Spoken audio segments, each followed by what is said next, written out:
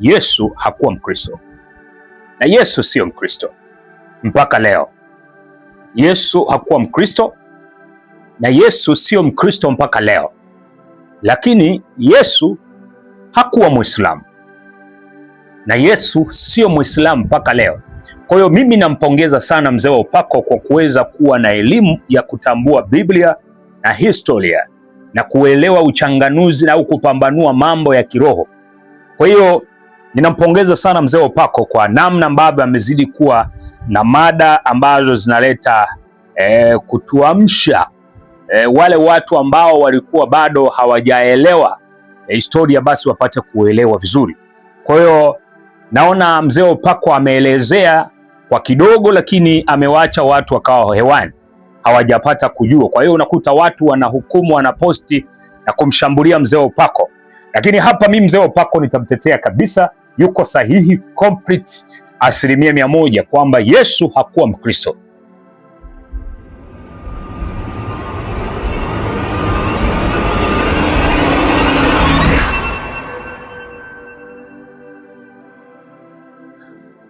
Yes, Bwana Yesu asifiwe sana. Wana na binti za Mungu, kwanza nikusalimu katika jina la Yesu Kristo wa Nazareth.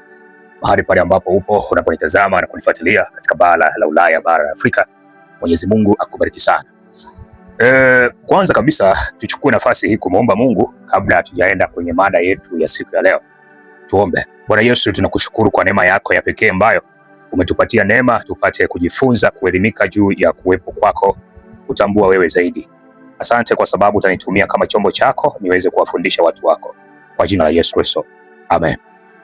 Rafiki yangu, ninatamani nikuelezee jambo moja ambalo la muhimu, litakusaidia sana katika mada yetu ya leo. Inazungumza, je, Yesu ni Mkristo au Yesu ni Muislamu?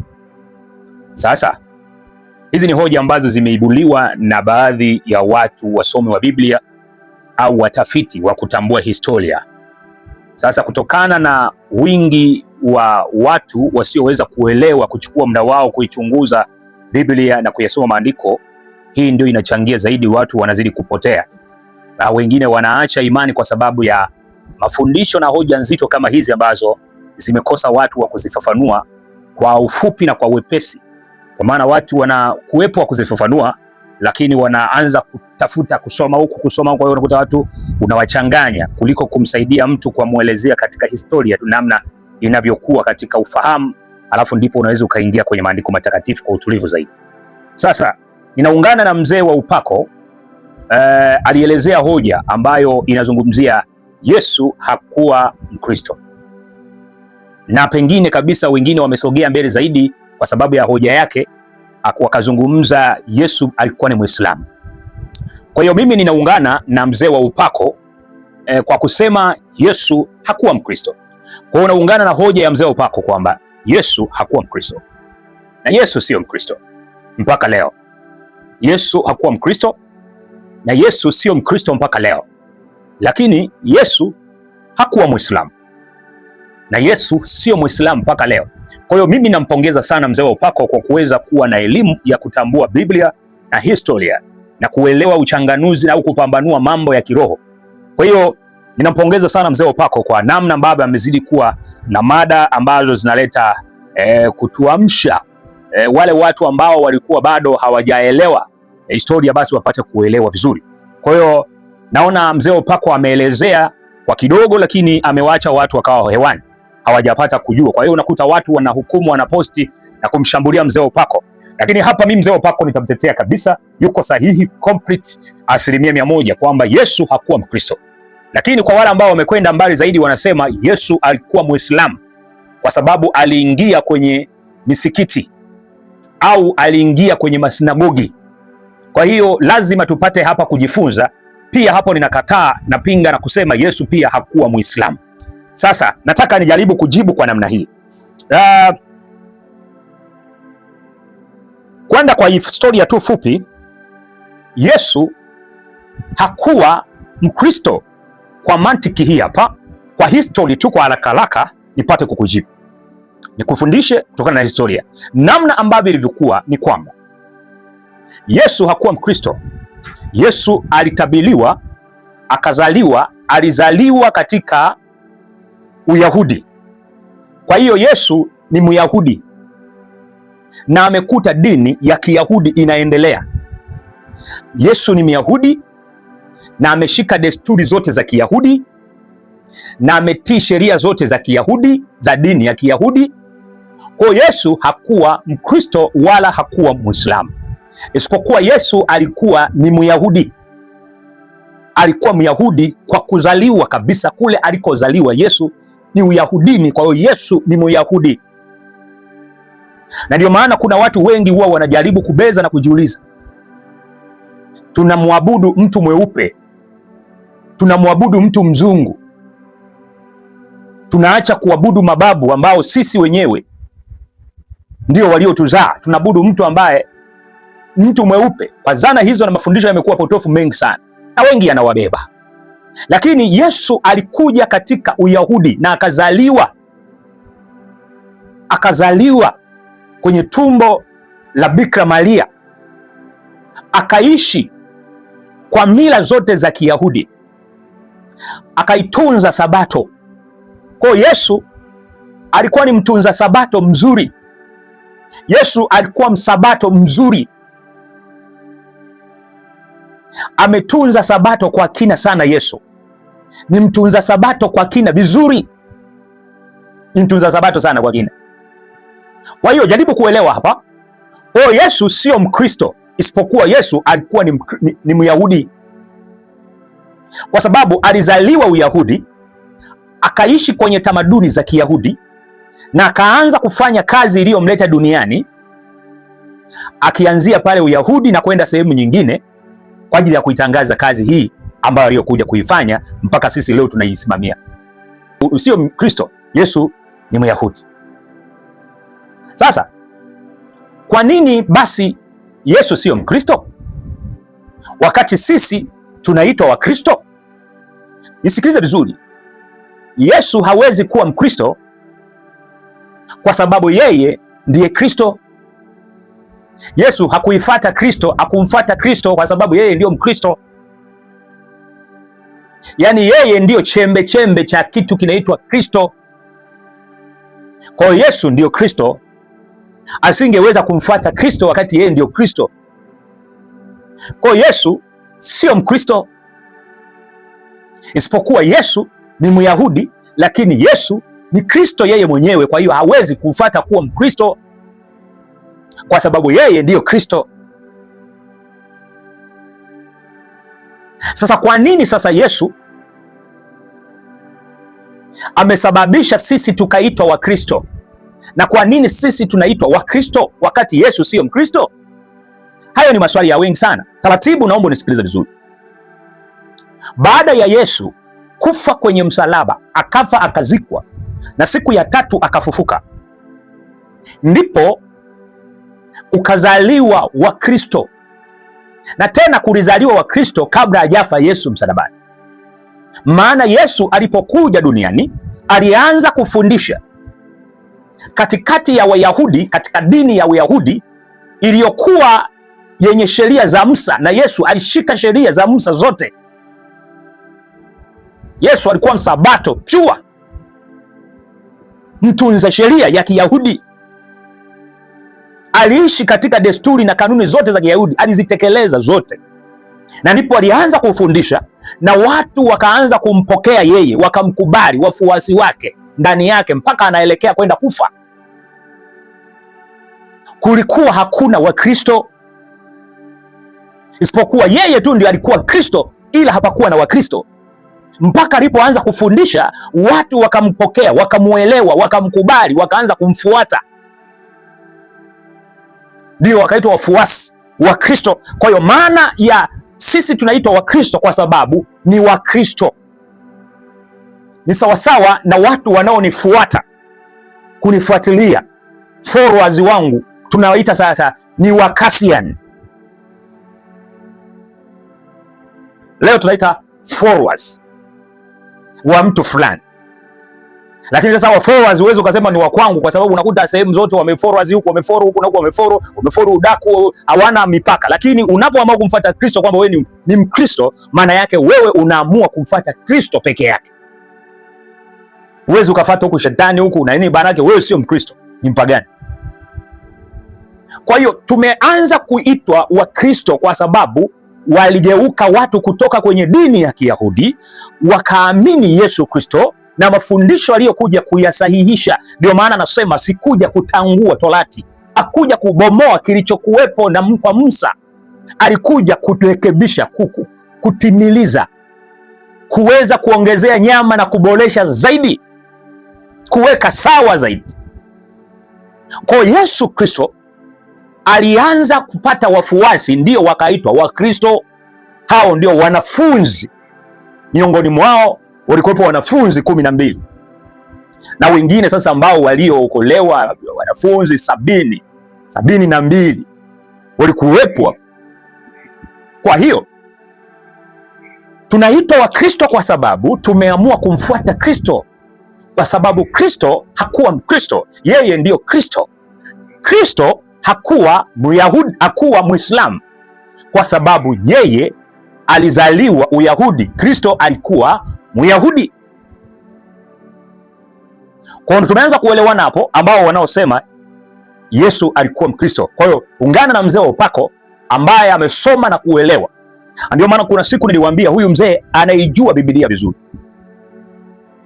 ana uwezo wa kuchokoza kichwa chako. Kama huwezi kuijua vizuri Biblia yako, utaachwa hewani na utapotea. Sometimes unaweza ukamshambulia mzee, lakini yuko vizuri kwenye kujua mambo, ila kuwa makini sana unapomsikiliza ili asikuchanganye na kukupotosha, kwa sababu mtu anaweza kutumia mafundisho akaingiza mafundisho sahihi, lakini akatekenya jambo moja ambalo sio zuri, likakupeleka likakutoa mahala ambako sio pazuri.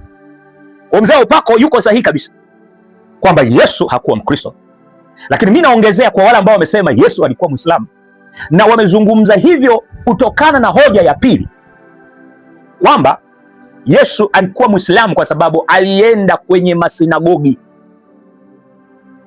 Sasa najaribu kukujibu, kukuelewesha. Yesu hakuwa Muislamu na hawezi kuwa Muislamu hata siku moja, kwa sababu hata wa Uislamu haufahamu, hautambui. Hawezi kuwa Muislamu kwa sababu wewe Uislamu wenyewe hakuukuta. Kwa sababu hiyo hawezi kuwa Muislamu. Yesu amekuja duniani na kufanya kazi yake mpaka anakufa. Uislamu ulikuwa haupo mpaka Yesu anazaliwa, anakuwa, anaanza kufanya kazi yake, miaka 3.5, anakufa, anafufuka, anaenda mbinguni. Uislamu ulikuwa haupo duniani. Kwa hiyo Uislamu, Yesu hawezi kuwa Muislamu kwa sababu Uislamu hakuukuta. Sasa huu Uislamu umeibuka mwaka gani? Lazima upate kuelewa. Uislamu umezaliwa na Mtume Muhammad, mwanzilishi wa Uislamu, karne ya 7. Ni miaka 600 baada ya Yesu kupaa kwenda mbinguni. Miaka 600 Ukristo umeshaanzishwa duniani. Miaka 600 ndio unakuja kuzaliwa Uislamu. Sasa wewe niambie, miaka 100, 200, 300, miaka 50 huko, miaka 600 ndio Uislamu unakuja kuzaliwa. Uislamu umezaliwa na Mtume Muhammad karne ya 7 baada ya Yesu. Ukristo ndio umetangulia miaka 600 kupita, ndipo Uislamu kazaliwa. Sasa hii hoja ambayo wanasema Yesu alikuwa Muislamu kwa sababu aliingia kwenye misikiti. Sasa nisikilize vizuri hapo. Hii hoja ni mbovu na hii hoja si ya kweli, ni ya uongo wa shetani. Yesu hakuwahi kuingia misikitini kwa sababu misikiti haikuwepo. Yalikuwepo masinagogi ya Wayahudi, dini ya Kiyahudi, ambayo haya masinagogi ni majengo ya ibada ya Wayahudi. Majengo ya ibada ya Wayahudi hayakuitwa misikiti. ilikuwa ni majengo ya ibada ya Wayahudi, walikuwa wanakusanyika kufanya ibada. Ndio tunaona pale pia kulikuwa na hekalu lile Yerusalemu. Hekalu lile ndio lilikuwa hekalu lile. Lakini huku kulikuwa na masinagogi haya ambayo Yesu mwenyewe alianzia pale pale kuanza kufanya injili yake, akawa anaingia mle mle kwenye ibada za Wayahudi kwenye masinagogi. Kwa hiyo tofautisha masinagogi na msikiti. Msikiti ni msikiti, ni jengo la ibada la Waislamu ambalo limeanzishwa karne ya 7 baada ya Yesu kupaa kwenda mbinguni, miaka 600 kupaa, ndipo Uislamu unakuja kuzaliwa na misikiti inaanza kujengwa. Kwa Yesu aliingia kwenye kitovu cha Ukristo, kwa sababu tunahitaji Ukristo, kwa sababu Ukristo huu unakuja pale katika Agano la Kale kupitia imani ya Musa. Unabii wa Musa ndio ulitabiri, Isaya alitabiri katika vitabu vya Agano la Kale. Katika karne hiyo Agano la Kale ndio lilitabiri habari ya kuzaliwa kwa nani? Kwa Yesu Kristo. Ndio maana tunasema dini ya Kiyahudi ndiyo chembe chembe ya Ukristo, kwa sababu ndiko ulioanzia unabii wa kuzaliwa kwa nani? Kwa Yesu Kristo. Ndio linakuja kuzaliwa Agano Jipya. Kwa hiyo Yesu Kristo ameingia kwenye masinagogi, sio msikiti, ni masinagogi, majumba ya ibada ya Wayahudi. Na tena amekwenda kwa Wayahudi hao, walikuwa wanafanya ibada zao siku ya Sabato. Yesu ni msabato. Alisali Jumamosi kutokana na Agano la Kale. Ametunza Sabato kwa kina. Soma vizuri, alikwenda kuabudu siku ya Sabato, akafungua, akasoma, akafundisha siku ya Sabato kwenye majumba ya ibada ya Wayahudi. Kwa Yesu hakukuta Uislamu, amekuta Uyahudi, kwa sababu na yeye ni Myahudi na wala sio Mkristo wala sio Muislamu.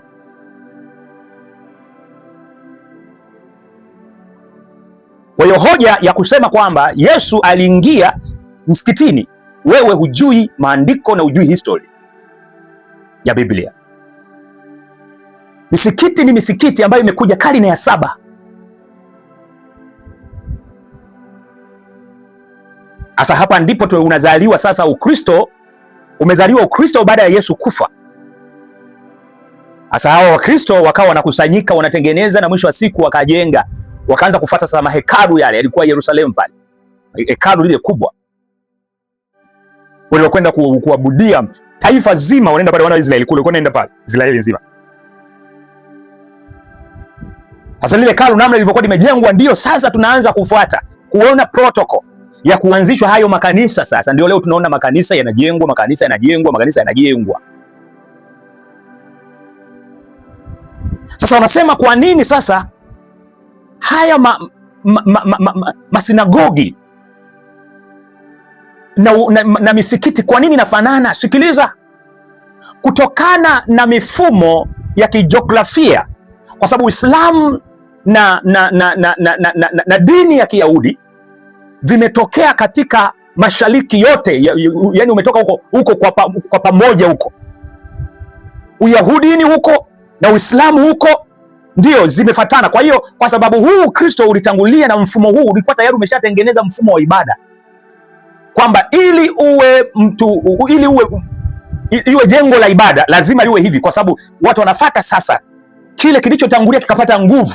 Ili ujue hii ni sehemu ya ibada lazima kuwe hivi. Kwa hiyo wakaanza kufuata mifumo ya hali ya hewa, hali ya jua. Hata Waislamu nao wakafika tu wakajenga hivyo, sio kwamba waliiga, walifuata kutokana na mila na desturi zilizokuwa zimetawala, kwamba sehemu ya ibada lazima kuwe na muonekano huu na mfumo wa mfumo ulivyokuwa kipindi hicho.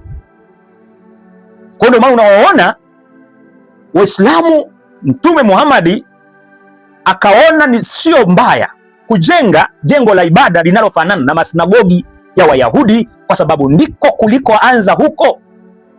Ukristo ndio ulitangulia ukatengeneza mfumo wa ibada. Kwa hiyo lazima upate kuelewa na kutofautisha. Kwa hiyo Yesu sio Mkristo, Yesu sio Muislamu, Yesu ni Kristo. Yesu alikuwa Myahudi na Yesu alikuwa Msabato.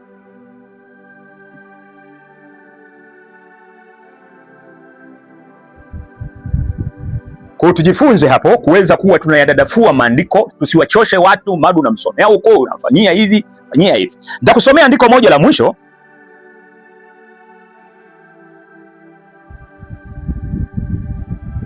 Ukristo au neno Kristo lilianzia katika Matendo 11 mstari wa 26. Wanafunzi wakaitwa Wakristo kwanza katika Antiokia yote. Kwa hiyo wanafunzi ndio wakaanza kuitwa Wakristo au Wakasian au Waeliudi au wa mchungaji fulani, makini wana wafuasi. Kwa hiyo lazima uelewe tumekuwa Wakristo kwa sababu tunamfuata Yesu Kristo. Sisi ni wafuasi wa Kristo. Yale ambayo ameyafanya Yesu, ameyaelekeza, ndiyo tunayafuata. Nitakuja kukuelezea kwa nini Wayahudi hawamkubali Yesu mpaka sasa hivi, na kwa nini walimkataa Yesu mpaka akasema mara ngapi nimewakusanya kama kuku vifaranga wanavyokusanya. Nitakuja nikuelezee. Kwa hiyo nadhani nimejibu hoja ambayo imeanza kutambaa mtandaoni kwamba Yesu alikuwa ni Myahudi, alikuwa ni Mkristo. Mzee upako yuko sahihi. Yesu sio Mkristo, Yesu wala sio Muislamu. Yesu alikuwa Myahudi na tena alikuwa Msabato. Nitaikazia tena hii mpate kuelewa. Yesu alikuwa Myahudi. Nichukue nafasi hii kusema tuyachunguze maandiko, tusiendelee kupotoshwa. Hizi ni nyakati za mwisho. Unapoona mambo, jichimba maandiko, chimba history. Usikae tu na kupepetwa ukaacha imani yako ukafata hiki. Na kuna watu wengine wanatumia uwezo wao kukuvuruga. Sasa ukiachwa hewani utapotea. Mungu akubariki sana katika jina la Yesu Kristo. Amen.